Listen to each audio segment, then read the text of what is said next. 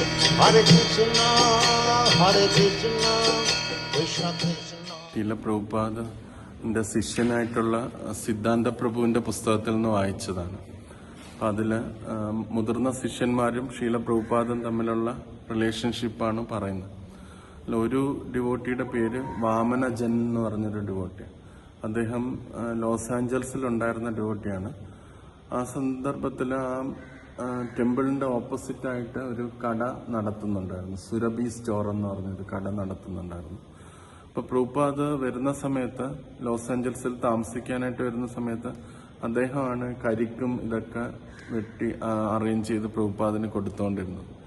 അപ്പം ഒരു വേളയിൽ പ്രഭുപാദ് വരുന്നതിന് തൊട്ട് മുമ്പ് GBC ഇദ്ദേഹത്തിനെ കാണാനായിട്ട് വന്നു.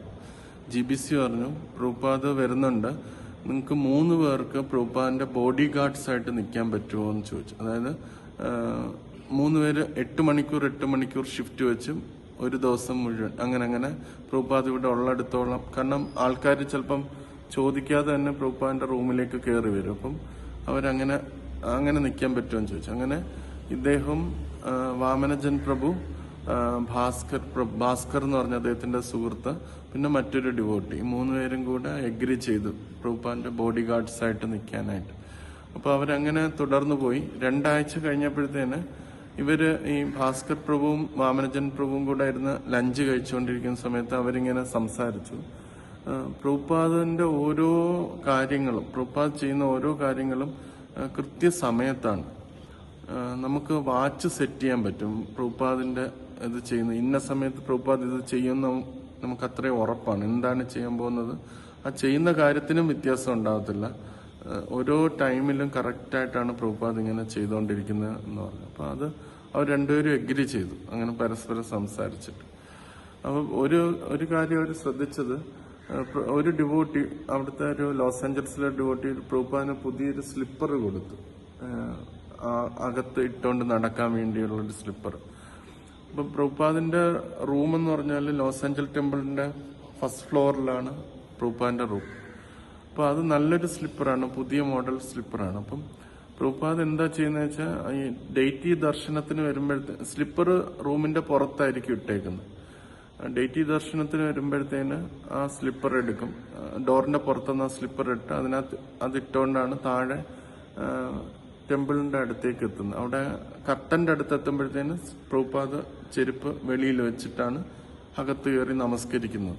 അപ്പൊ ഇത് തിരിച്ചു പോകുമ്പോഴും, ദർശനം എടുത്തിട്ട് തിരിച്ചു പോകുമ്പോഴും ആ ചെരുപ്പിട്ടോണ്ട് മോളിൽ പോവും, ആ ഡോറിന്റെ പുറത്ത് വെച്ചിട്ട് ആ പ്രഭുപാദിന്റെ റൂമിനകത്തേക്ക് കയറും. അപ്പൊ ഈ ഭാസ്കർ പ്രഭു പറഞ്ഞു, എനിക്കൊരു ഐഡിയ ഉണ്ട് എന്ന് പറഞ്ഞിട്ട് അദ്ദേഹം ഈ ഒരു ചെപ്പലിന്റെ മോഡലൊക്കെ എടുത്തിട്ട്, കറക്റ്റായിട്ട് മോഡലെല്ലാം എടുത്ത് അതിന്റെ കളറും എല്ലാം തിരിച്ചറിയാൻ പറ്റാത്ത രീതിയിൽ അതേ സ്ഥലത്ത് പോയി അത് വാങ്ങി. എന്നിട്ട് അദ്ദേഹം പറയുന്നത്, ഞാൻ പ്രഭുപാദ് താഴെ ദർശനത്തിന് വരുമ്പോഴത്തേന് പ്രഭുപാദ് ഇപ്പൊ ഇട്ടുകൊണ്ടിരിക്കുന്ന ചെപ്പല് ഞാൻ മാറ്റിയിട്ട് ഞാൻ പുതിയതായിട്ട് വെച്ച ചെപ്പല് ഞാൻ അവിടെ വയ്ക്കും. വച്ചിട്ട് പ്രഭുപാദ് തിരിച്ചിട്ടുകൊണ്ട് മുകളിലേക്ക് ആ സ്റ്റെപ്പ് കയറി മോളിൽ ചെല്ലുമ്പം പ്രഭുപാദ് അവിടെ അഴിച്ചു വെച്ചിട്ടാണ് അകത്ത് കയറുന്നത്. അപ്പൊ ഞാൻ പ്രഭുപാദിന്റെ പഴയ ചെപ്പല് വെച്ചിട്ട് ഞാൻ പുതുതായിട്ട് മേടിച്ച ചെപ്പല് ഞാൻ എടുക്കും. അങ്ങനെ പ്രഭുപാദ് ഉപയോഗിച്ചൊരു ചെപ്പൽ എനിക്ക് പ്രസാദമായിട്ട് എൻ്റെ കയ്യിൽ കിട്ടും എന്നാണ് അദ്ദേഹം വിചാരിച്ചത്. ആത്മാർത്ഥമായിട്ടുള്ളൊരു ചിന്തയാണ്. അപ്പം അങ്ങനെ ചെയ്തിട്ട് അദ്ദേഹം അത് പ്ലാൻ ചെയ്തു. ഒരു ദിവസം ഇങ്ങനെ പ്രഭുപാദ് വരുമ്പോൾ ഇത് ചെയ്യാമെന്ന് വിചാരിച്ചിട്ട് പ്ലാൻ ചെയ്തിട്ട് അതേ മോഡൽ ചെരുപ്പ്, അതേ കളറ്, എല്ലാം അതേ രൂപത്തിലുള്ളത്, ഒരു വ്യത്യാസമില്ല, കണ്ടാൽ തിരിച്ചറിയാൻ പറ്റാത്ത ചെരുപ്പ് മേടിച്ചിട്ട് അദ്ദേഹം കയ്യിൽ വച്ചിട്ട് പ്രഭുപാദ് താഴെ ആൾട്ടാറിന്റെ അടുത്തേക്ക് എത്തിയപ്പം പ്രഭുപാദ് ചെരുപ്പ് ഊരി വെച്ചിട്ടാണ് അകത്തേക്ക് കയറി ദർശനമൊക്കെ എടുത്തത്. ആ സമയത്ത് ഇദ്ദേഹം പോയിട്ട് ചെരുപ്പ് മാറ്റി, അദ്ദേഹത്തിന്റെ പുതുതായിട്ടുള്ള ചെരുപ്പ് അവിടെ വെച്ചിട്ട് പ്രഭുപാദ് ഇത്രയും നാൾ ഇട്ടുകൊണ്ടിരുന്ന ചെരുപ്പ് കയ്യിലേക്ക് വെച്ചു. അപ്പോൾ പിന്നെ ദർശനം എല്ലാം കഴിഞ്ഞ് പ്രഭുപാദ് തിരിച്ച് റൂമിലേക്ക് പോയപ്പോഴത്തേന് ചെരുപ്പിട്ടുകൊണ്ട് പോയി മോളിൽ ചെന്നിട്ട് ആ റൂമിന്റെ വെളിയിൽ സാധാരണ ചെരുപ്പ് വച്ചിട്ടാണ് കയറുന്നത്. പ്രഭുപാദ് വച്ചില്ല, അകത്തോട്ടം കയറിപ്പോയി.